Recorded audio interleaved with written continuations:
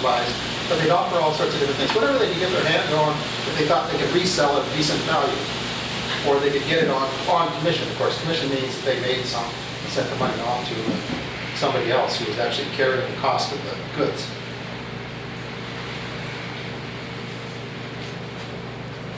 Again, you can see some more. There's also a boot and shoe store there. J.D. Carroll, wholesale wines and liquors. This is after he got out of the grocery business and just concentrated on wines and liquors. What's the date on this? Approximately. Can't remember for sure. The wagons.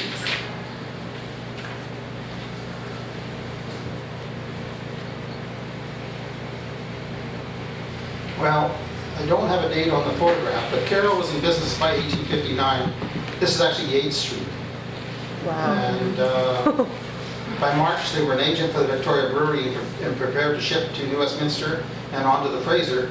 And he died in July 1862, but his estate was still before the courts to 1867. So it would be before 1867, probably before 1862. I would think probably that's likely the year for it, about 1862. Amazing. Now, unfortunately, there are no photographs of the warehouses that were along Wharf Street of the inside. This is the Rithett warehouse, which was out at the outer wharf. Actually, we're about where the Coast Guard, Rithett Wharf, not the outer wharf. The Rithett wharves were where the Coast Guard is today. And he had his own wharves there. And this is one of the warehouses that was built along the wharf. This is about 1890. And you can see the sacks of goods coming in, a variety of material.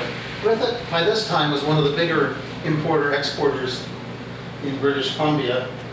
And in 1890, Victoria was still the leading commercial center of British Columbia. So Victoria at that time had a population of about 20,000. Vancouver had a population of about 13,000. 10 years later, it's reversed. And many, like the Oppenheimers, moved from Victoria over to Vancouver. And quite a number of merchants moved in that fashion. This is the Rithett offices, about the same time. And this is the Rithett staff at about the same time. And there's Mr. Rithett himself, who became extremely wealthy. Everything named Rithett around Victoria is named after him. Ricketts Bog. So here you can see J.J. Southgate and Company with Lowe Brothers, Dixon Campbell. There's all commission agents. Lowe Brothers are an interesting couple of little group of fellows. They were actually in the Hudson's Bay. They were Hudson's Bay Company employees when they came out originally, and then they set up business in Portland and then expanded back up into Victoria. And Southgate, as I mentioned, came up through San Francisco.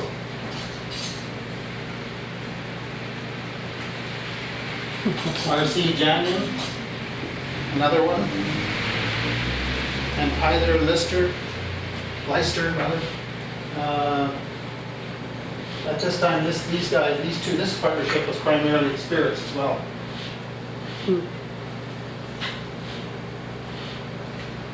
Turner Beaton's an interesting company. Turner was actually the only one that lived in Victoria. Beaton and another partner they had for a while lived in London. And the other partner they had for a while was Tunstall. And I don't know whether you're familiar with some of American history.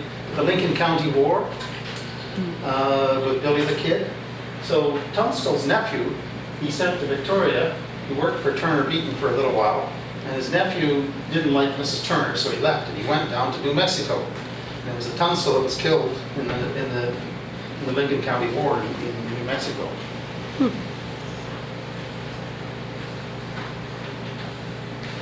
And an invoice for Turner Beaton. 3 nests of trunks. Now, Turner Beaton and Rithett and others are also heavily involved in the salmon canning industry, particularly on the Skeena River. And if you look at some of these labels here, you can see Turner Beaton, R.P. Rithett. Don't it's just those 3. Wink was another one, but he was in Vancouver. And they were basically, they would fund the cannery operations, and then the product would be sold through them. primarily to England. So they were also involved in all sorts of other things as well as just the grocery trade or the commission trade in Victoria.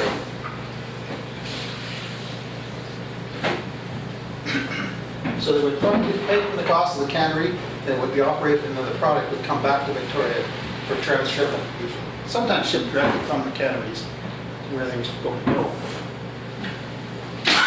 And some of these products went across the province. Now, unfortunately, I don't have any Victoria products here. This is from North Battleford, a shelf they had in their museum there. But you can see a number of products in here which are from British Columbia. All the nabob material was British Columbia produced. Nabob was a Vancouver operation. It was the production agent of Kelly Douglas, who were an extremely large, primarily grocery wholesaler. They were associated later years with Super Valuable. And the nabob label is still being produced by Kraft on coffee only, though, I believe. They used to do all sorts of different products, primarily products that were repackaged, like baking powder. The baking powder is very straightforward to make, and spices, which you would then repackage, coffee, tea, which you would repackage with your own label. Is that in the museum now? This is in the North Battleford Museum, yeah, Okay. Saskatchewan.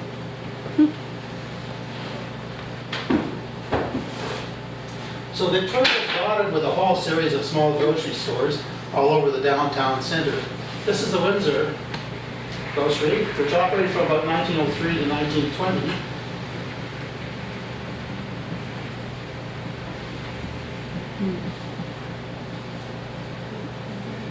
And accounts are often run up this way. I'll show you an example of one in a minute. How the grocers would run up their accounts. Basically, it was not a cash business in those days. It was primarily you would go in and you would pick up your goods. And of course, in those days, like you saw with the Ward store, it wasn't self-serve. You didn't go to the shelf and pick out what you wanted off the shelf. You told the clerk behind the counter what you wanted, and the clerk would then go and get it and present it to you, and that's what you would get. Then they just run up a list like this, and maybe monthly you go in and pay cash. Here you've got it as paid, this one is paid.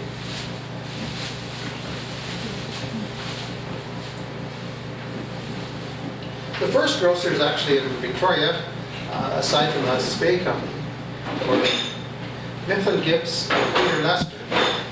They were from San Francisco, and they were in partnership in San Francisco as shoe merchants, actually. They were shoemans, made shoes.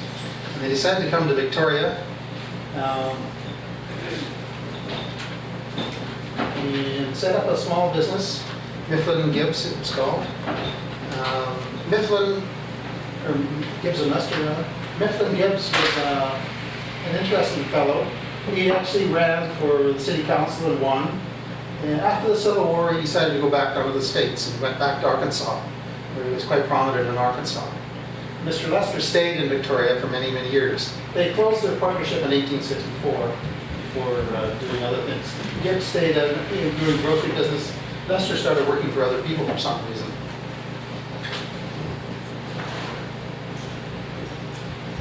Gibbs, when he came up from San Francisco, wrote back to San Francisco saying that if he'd come up just 2 months earlier with $1,000, he'd now have $10,000. He described the merchants in Victoria as lackadaisical and no energy. Of course, that's a Spey Company at that time. So here's a list of materials they received. You can see it was not a small group of material. Lester and Gibbs have just received, and Lester was actually the senior partner, just received from the WB Scrapton, which is a ship, so that 50 boxes of candles, 100 barrels of self-rising and Golden Gate flour, 3,000 pounds of bacon, 25 firkins of Hope butter, 20 sacks of Java coffee, 20 sacks of real coffee, 10 chests of black tea, 20 barrels of crushed sugar, and so on. They're all on sale at Lester and Gibbs, 8th Street near Waddington Alley. And the merchants were bringing in these quite large quantities. I'm quite amazed at the quantities of material they were bringing into Victoria. There's no records to show how much of it stayed in Victoria and how much of it moved up into the interior, because these businesses would be supplying the New Westminster stores, they would be supplying the Caribou stores in Barkerville and Cayuse and all these other places.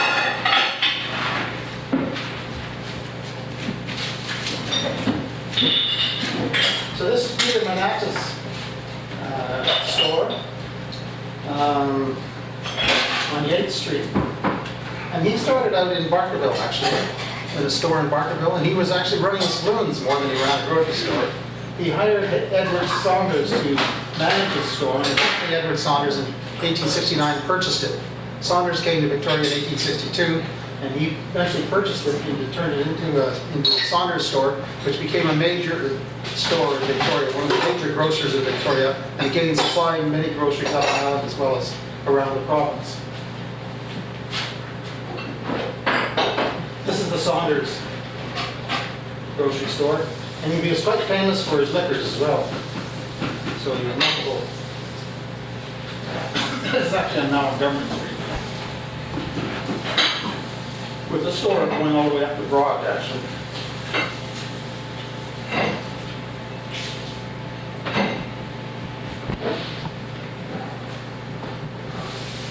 This is Newfelder's and Ross's grocery store. Newfelder moved around the province as well. He was in Barkerville for a while. He had his own business in Cayuse, which is near Lillooet. And then he came down to Victoria for 3 or 4 years and joined with Ross, Dixie H. Ross, who soon joined with another fellow and then went on his own, the Dixie H. Ross store.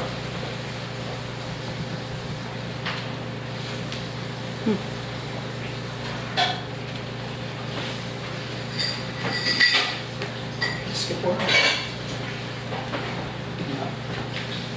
That's a cool shop. So this is the James Fell grocery, which is also an interesting story. And Fell is actually one of the people who was kind of more interesting among the grocers. I don't know who these gentlemen are. You can see the clerks behind the counter, and they're probably all clerks actually.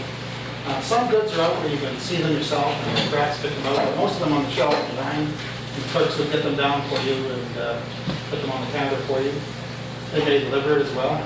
Each store would have its own delivery wagon, which would go around the city to deliver the goods to each of the householders who purchased. And you might go down to the store every day to purchase too. You might not just go in once a week or once a month. But James Fell was a very interesting fellow. He was a spiritualist. And he, one times in his newspaper ad, he warned people to be very careful of what they eat because of where the position of the planets. He also was very much a supporter of a Mrs. Lake who came and gave a series of lectures in Victoria. And Mrs. Lake was a proponent of so-called free love at the time. Now, free love at the time wasn't the way we think of it from the 1960s. It was more or less free love in terms of anti-marriage. Because, of course, what happened in marriage often in those days under English common law, a woman lost most of her rights to her, any money she had, to anything else. The man controlled basically the whole of her property. And so she was, in effect, arguing against this. But Fell also was a bit of a politician. He ran for mayor early on. He came to Victoria in 1862 as well. Ran for mayor early on, and then he ran for parliament, won neither of them. Finally, in 1887, he ran for, or 1885, he ran for, and won the Victoria mayor. And again, this is a typical account. This is for Edgar Martin, who ran a ship chandlers on Wharf Street.